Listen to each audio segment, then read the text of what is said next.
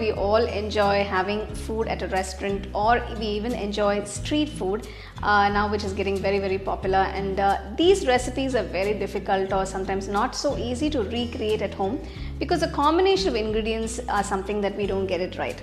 And we always think, okay, I'm going to try this recipe. What are the ingredients that go into this? What makes it so tasty and so delicious? How do I make this at home?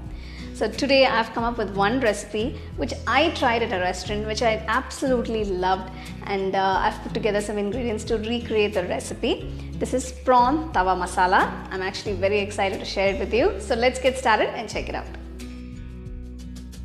For the prawn tawa masala, first I'm going to make the masala paste. To the mixer jar, add 5 cloves of garlic. So if you can see, these are large cloves, a large piece of ginger cut up, 5 shallots. If you don't have shallots, you can also use regular onion.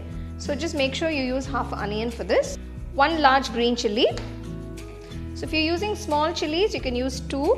Next, add 1 teaspoon of salt, 1 tablespoon Kashmiri red chilli powder, 1 teaspoon cumin powder, half teaspoon pepper powder, 1 teaspoon of oil. Now you can use coconut oil or a regular cooking oil. First grind without any water, then add little water at a time to get the nice fine masala paste.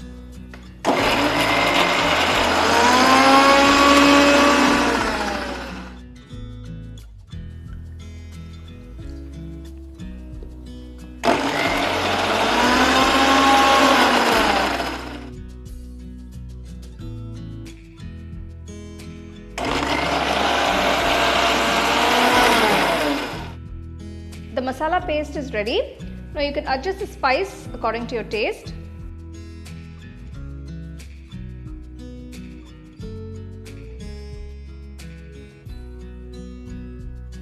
For this recipe, I've taken 200 grams medium-sized prawns that have been cleaned and deveined.